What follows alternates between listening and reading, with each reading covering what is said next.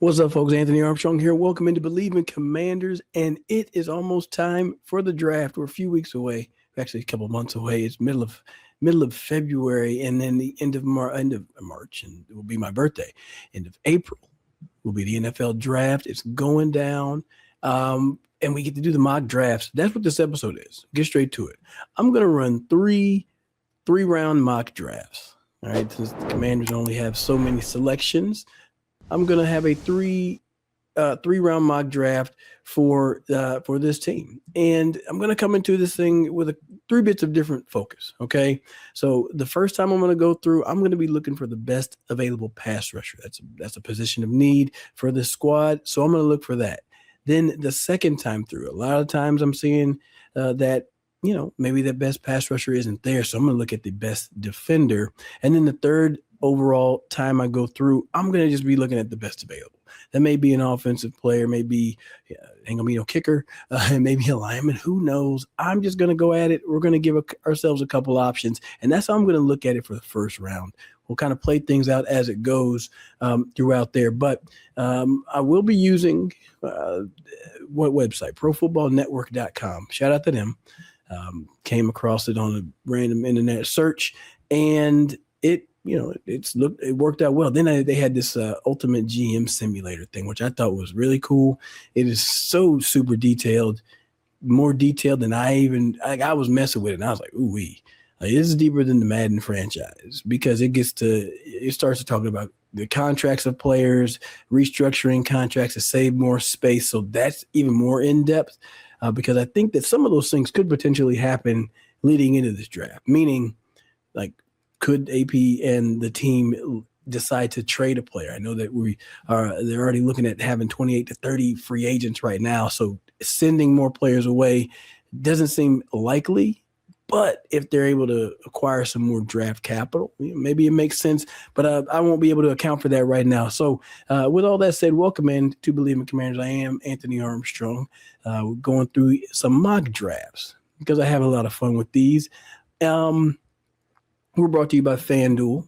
Right now, NBA season is going on, just coming out of the All-Star weekend. So you can get in on some NBA action over there. They have futures that you can pay attention to if you want to stay.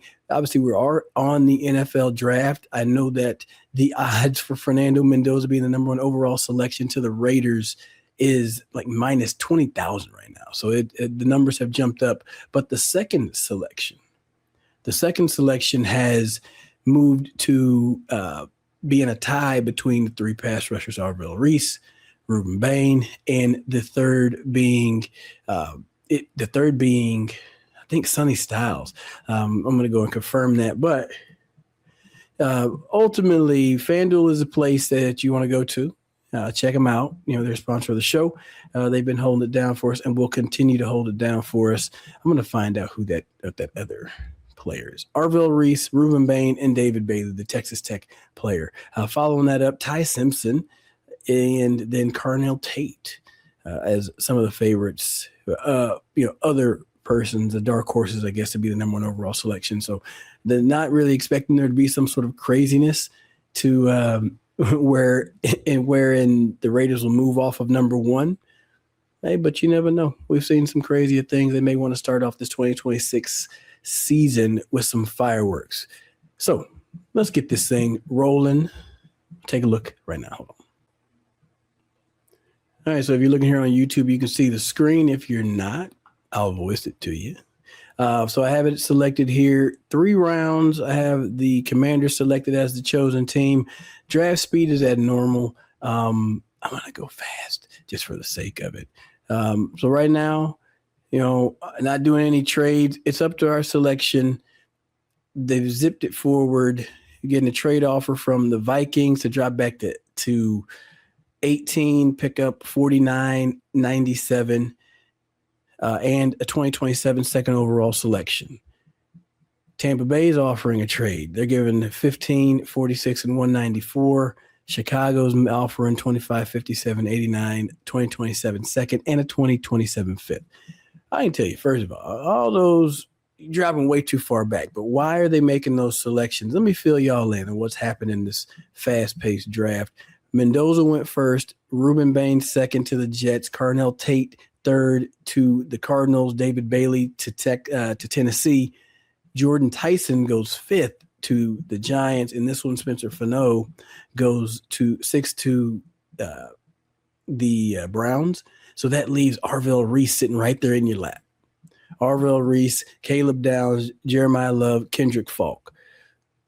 This one right here, I'm taking Arvell Reese, right? You have a player like that fall into your lap, you got to do it. In this situation, Commanders don't have their next selection until number 71. It zipped its way forward right now. So this is just into the third round. I have a trade offer from the Bengals. They want to give me 72. So they just want to go back one, and I would pick up a 2027 fourth. And then another option would go back to 81 and then pick up a Jags 2027 fourth. I'm going to just take the one that's right here. It's just one player. They ended up taking Jeremy Bernard, wide receiver out of Alabama. So just sitting at this current scenario, I'm sitting at 72. All right. Team needs per the website, profootballnetwork.com, edge, and we've addressed with Arvell Reese. They're already setting up press conferences, right? Wide receiver, the remaining positions, wide receiver, tight end, linebacker, and safety. The players that are available right now, in full disclosure, I don't know these players in full depth, but Christian Miller, D tackle out of Georgia, Skylar Bell, receiver out of UConn, Antonio Williams, receiver out of Clemson, Jennings Dunker, a guard, Jake Galladay, a linebacker out of Cincinnati, Ted Hurst, Georgia State wide receiver. Then here's a tight end from Baylor, Michael Trigg. Then there's a safety there, Lewis Moore. So a lot of selections here.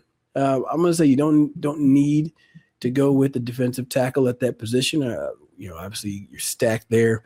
Looking at receiver, Skylar Bell. Hell, let's read it together. Skylar Bell originally played for the Wisconsin Badgers, where he flashed promise but never got a chance to catch on due to the inconsistent offensive structure and quarterback play. He transferred to UConn in 2024, achieved career highs in all metrics in his first season there. But his 2025 campaign was something entirely different. It only took Bell 9 games to reach the doorstep of 1,000 yards, and he ended the year with 101 catches, 1,278 yards, 13 touchdowns, and a near elite PFSN wide receiver impact score of 85. He's 6'1", 185, one of the most complete 3-level threat frameworks in the 2026 class. Explosive and energized as a mover, full route tree, vertical splicing, steely ball tracking, and dynamic rack chops right after catch. Focus drops were an issue in 2024, but he's even cleaned that up, making his profile one of the most well-rounded in the upcoming group. He'll be an older rookie, but he compensates by posing as an immediate starter with inside-outside versatility. Damn good write-up. So damn good write-up. For that, I want to take Skylar Bell. The questions, that's coming up, we're going to see Combine. All right, let me write his name down. Skylar Bell. I'm going to write down. So my first draft, we've gotten Reese, but Skylar Bell, I want to watch some tape on this guy. I will say this. The University of Wisconsin has put out some damn good wide receivers over the years. Lee Evans, Chris Chambers, two that come to mind.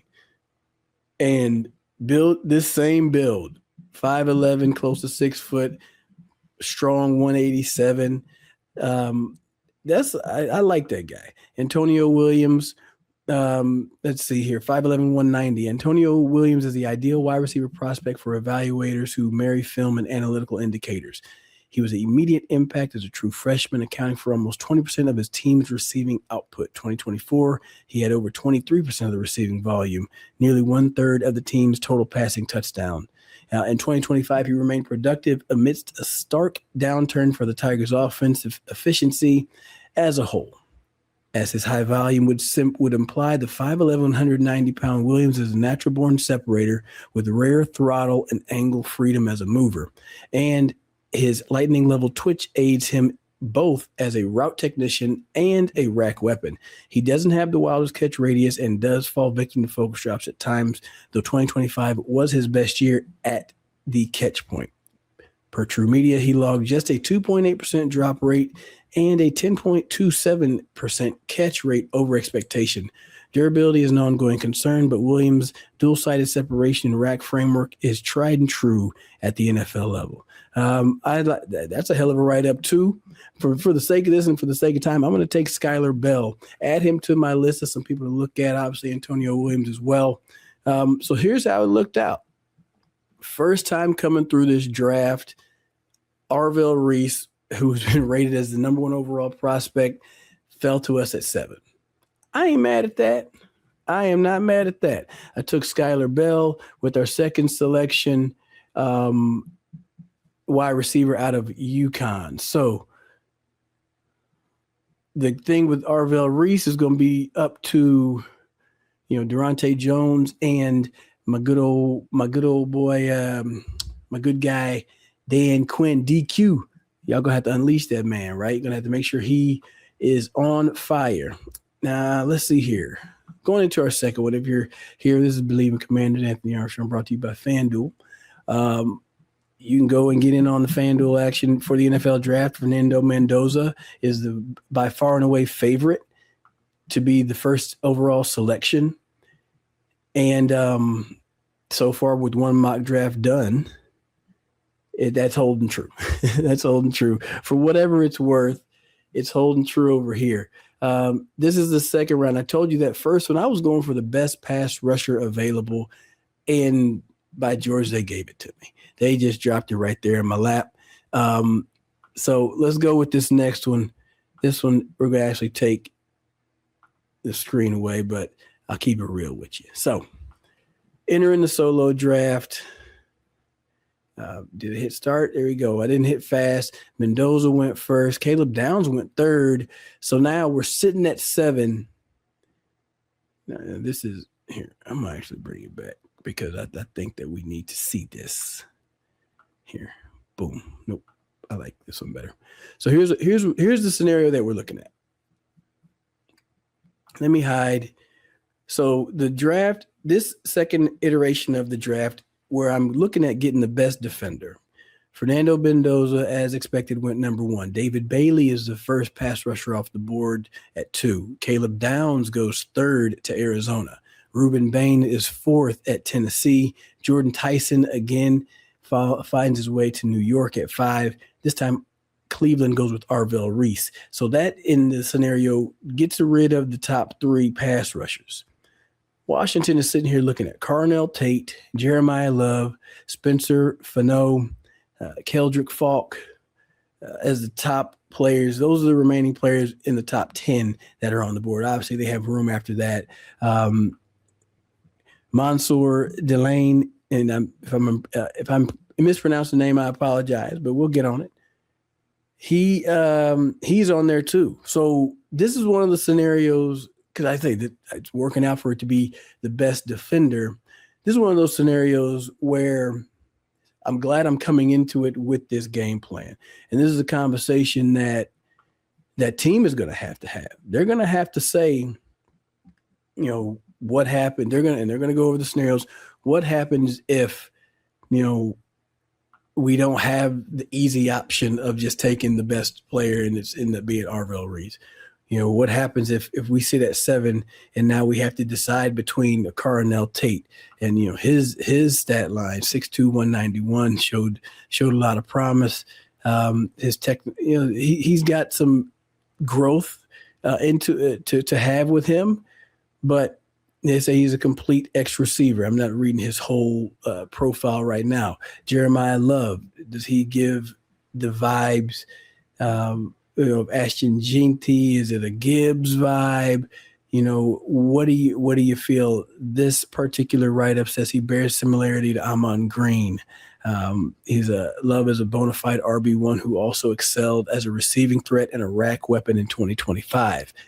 That's something that sounds appealing to the Commanders. Question is, how do you how do you potentially handle that in the offense, inside of the offense? You want to go offensive tackle. I don't see that being the selection there, but you'll have that option. Keldric, Faulk, the bigger, one of the larger of the defensive ends that's in those top that are available. He's sitting there at 7. But then you also have all these trade offers. All right, so in these particular trade offers that we're looking at, we have Pittsburgh offering 21, 53, 76, and a 2027 second. That's a long way down. Not trying to fall that far. Cleveland's offering a 24 and a 39 and a 70. Houston's offering a 28. I don't like any of those selections. So I'm like, nah, I'm going to keep it rocking. But since I said I'm going best defender, this is the one where I'm saying likely going to go with Keldric Faulk here. I'm going to draft him as our selection. Just as this one's going a little bit, I didn't hit fast, so it's just going to take its time. So it's like I didn't want to, Sunday Styles went way later. I wasn't trying to jump and rush for that. This is where it's like you really got to leave this thing to the pros, right? Trusting in Adam Peters and the scouting that they do to make sure that they have everybody, scouted and laid out. All right, and we're finally to our selection here. Okay, so pick 71. We have a trade offer. One trade offer from New England. It's their 95th overall selection and the 2027 third. I think I'm a pass. So right now we're sitting with some players, Chris Johnson, corner out of San Diego State. We've already made the selection of Keldric Faulk. So we've addressed our edge. We have wide receiver, tight end, linebacker, safety, Oscar Delp, tight end out of Georgia, Josiah Trotter, linebacker, the younger brother of Jeremiah Trotter Jr. So he's going to have that NFL pedigree, right? Let's see. Declared for the 2026 draft as a redshirt sophomore, transferring to Missouri from West Virginia, racked up 84 tackles, 13 tackles for loss, and 2 sacks in the standout campaign. So he's got NFL bloodlines with son of the Jeremiah Trotter Sr. Let's see here. He has the pedigree, and in the past season, he had flashes of dominance, particularly as an early down defender inside the box and between the tackles. 6'2", 237. He can sift through congestion with his quickness and gap processing, and has the length and strength and point of contact tenacity to stack on blocks and close those lanes. All right, so sitting there, Josiah Trotter sitting here. Jeremy Bernard, do you want to go wide receiver there? I got to look into him some more. Oscar Delp, tight end at that position. So this is at the top of round 3. Then you have, corner Chris Johnson. That's not one of the top positions. So I'm just going to stick with we already got our best defender at 7. And now sitting here at 71, my man, I read his profile. I like it. Let's say we go Josiah Trotter. Well, no, hold on a second. Let's read Oscar Delp here. 6'5", 245. Isn't the same caliber of the prospect of Brock Bowers was. Brock Bowers was a hell of a player, but Delp nevertheless has tantalizing athletic upside and early round appeal in the coming 2026 NFL draft. Standing 6'5", 245, Delp caught 21 passes for 248 yards and 4 touchdowns in 2024, then added a career-high 261 yards in 2025. So not a whole lot of production. That's not very exciting, but he remained a steady presence in spite of the Bulldogs' up-and-down passing game. Through the air, he showcased exposing rack element, the ability to stem and decelerate on quick curls, and find soft spots in zone coverage. In addition to his serviceable receiving utility, Delp is a truly elite two-phase blocking tight end who can operate in line and move as a puller and lead blocker, and protect the quarterback on passing downs. He's a schematic cheat code with supercharged athleticism to mold, and in short order could be an impact player to impact two-phase starter. Hello, Oscar Delp. I have a whole list of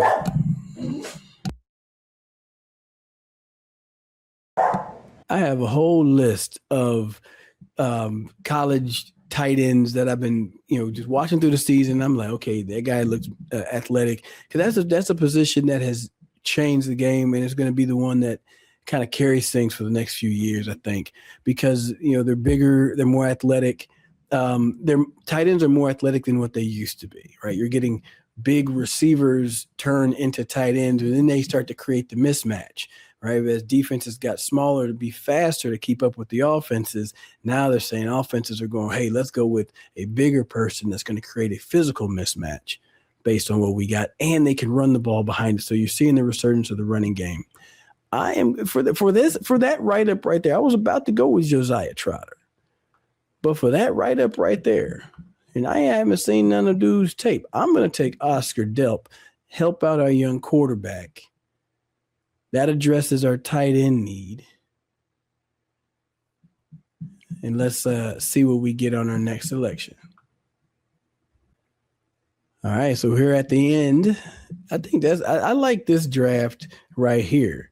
The second iteration of it, we went with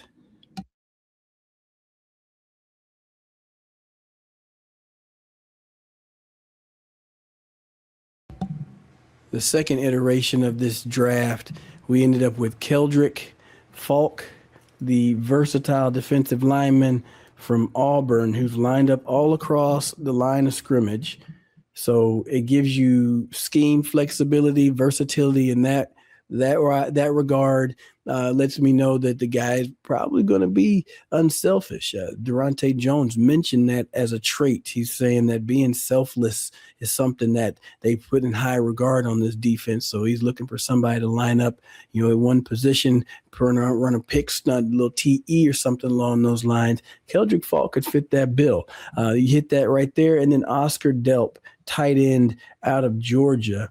I'm going to have to watch that tape because the write-up is real. All right, the write-up is real. Skylar Bell and Oscar Delp, two people that I'm going to have to go and take a look at. Let's go into our third iteration of this thing. This time, though, I'll remember to put it on fast. All right, this time I'll remember to put it on fast. This is Bleav in Commanders. Appreciate y'all hanging in and listening. This is my first mock draft.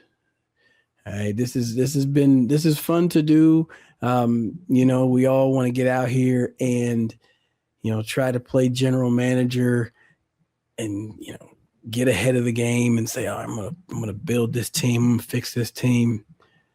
All right. So the big key to this one is I'm gonna press it to fast. I can pause the draft as I need.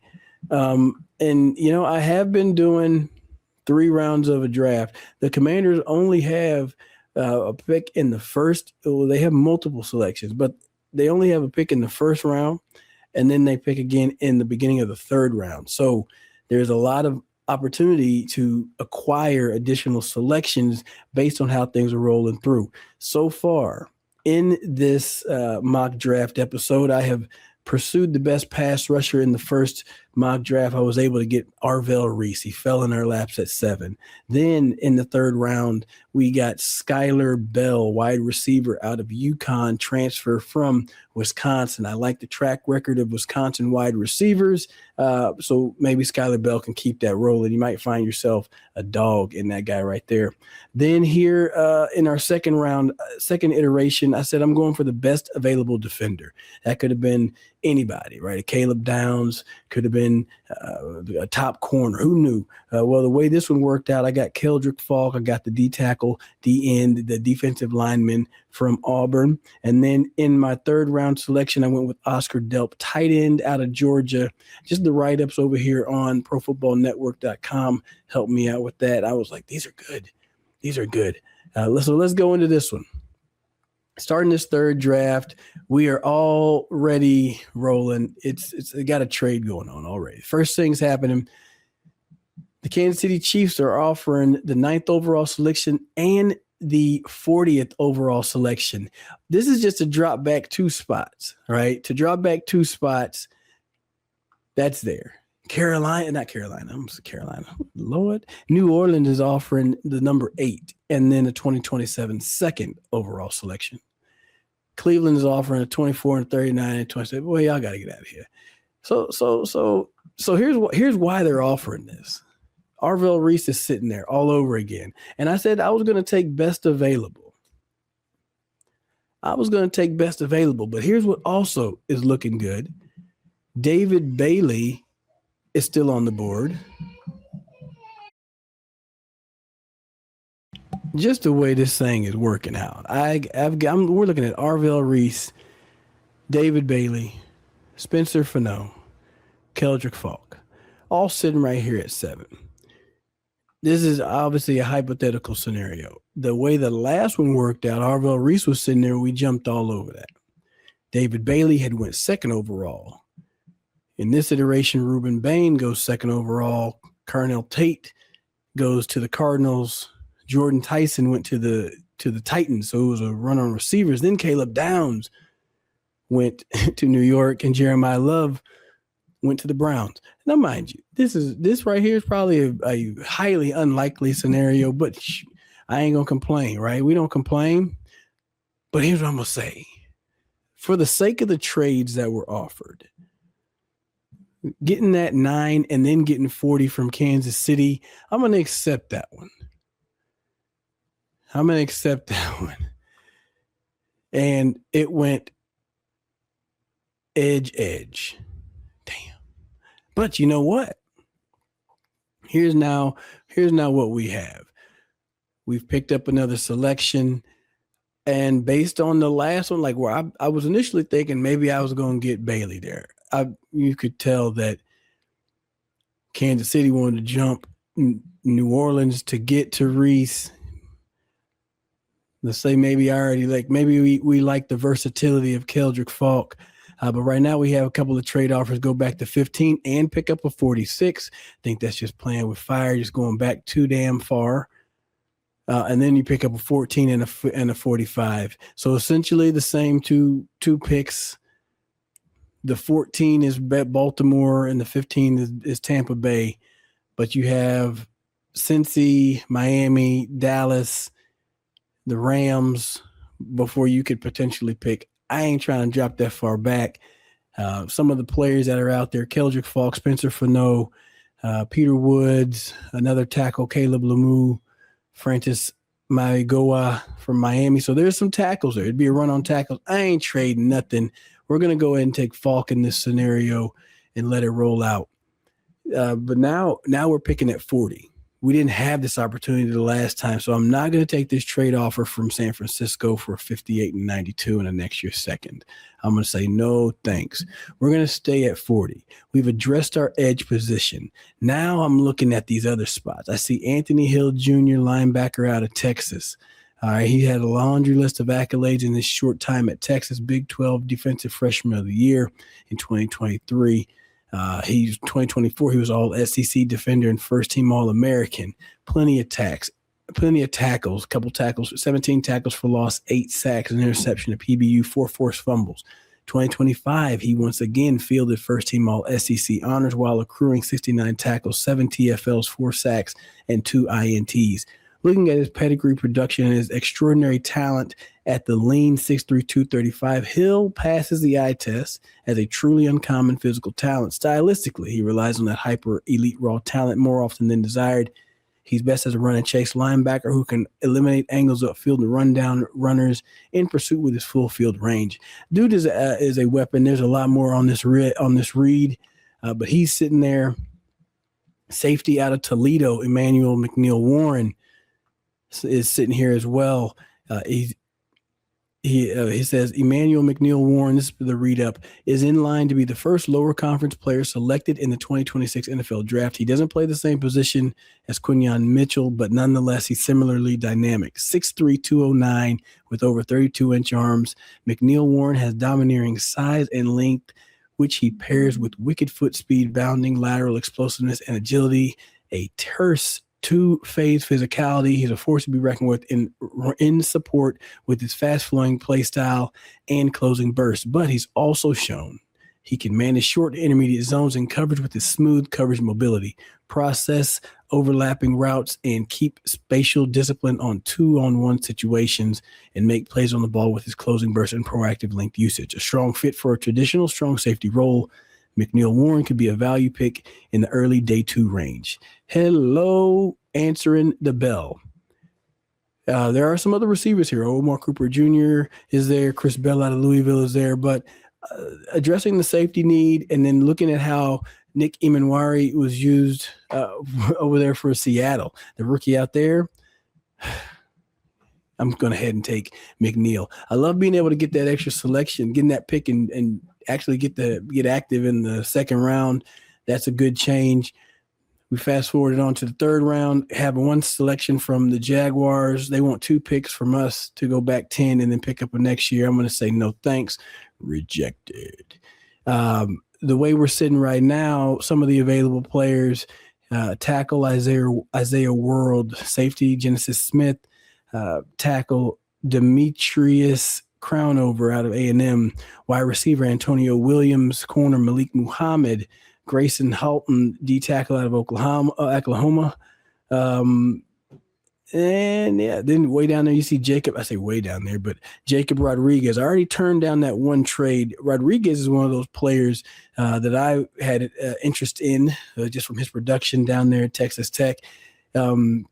He did damn good job. I think it was a Senior Bowl. I saw some of those one-on-one clips. He does a good job taking away space and closing in on players on those running backs, making it hard for them to get open and create space against him. So he plays well to his strengths. But for the sake of this one,